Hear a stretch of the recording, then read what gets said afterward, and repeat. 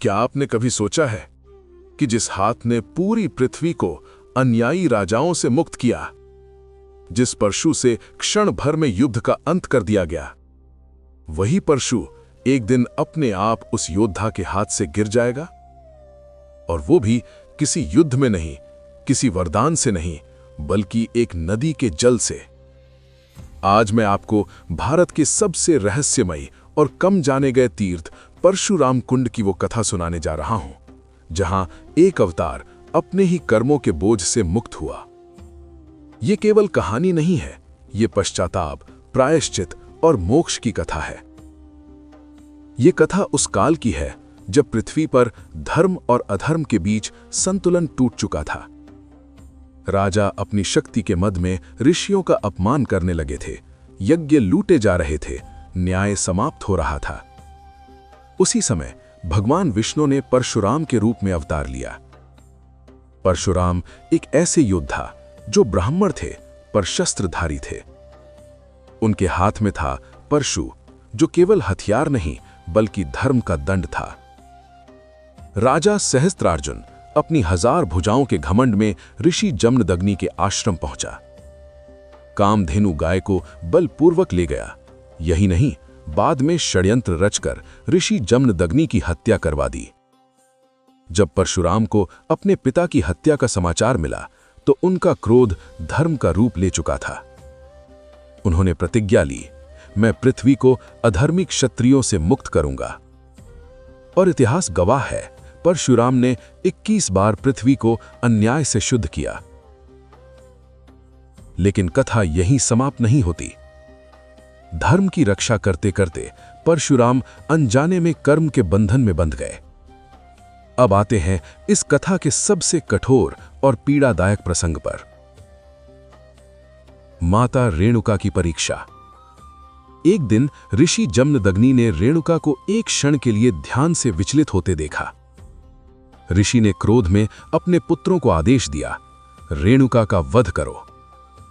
चारों पुत्र ये आदेश सुनकर पीछे हट गए। पर जब यही आदेश परशुराम को मिला तो उन्होंने पिता की आज्ञा को धर्म समझकर माता पर परशु चला दिया। माता रेणुका तो पुनर्जीवित हो गई, लेकिन परशुराम के जीवन में एक ऐसा पाप जुड़ गया जो किसी युद्ध से नहीं कट सकता था, मातृहत्या।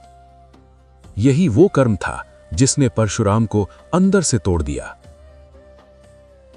प्रायश्चित की खोज।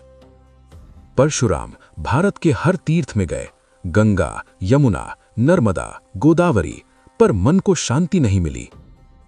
तब उन्हें एक आकाशवाणी सुनाई दी, उत्तर पूर्व दिशा में लोहित नदी के तट पर एक कुंड है, वहीं तुम्हारा पाप कटेगा।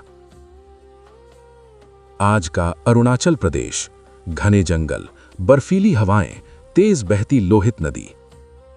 परशुराम वहां पहुंचे, उन्होंने ध्यान किया और जैसे ही उन्होंने उस जल में स्नान किया, चमत्कार, उनके हाथ से परशु अपने आप गिर गया।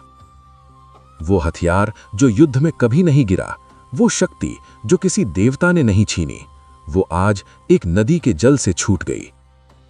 परशुराम पाप मुक्त हो गए।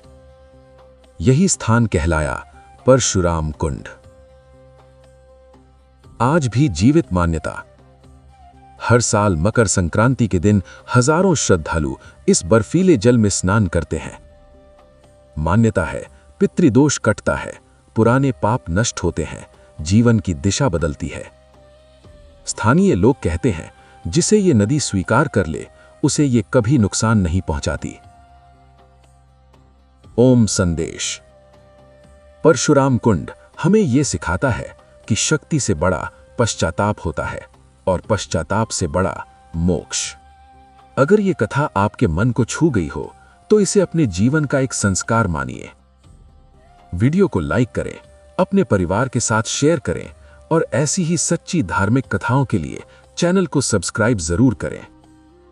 जय श्री राम, जय परशुराम।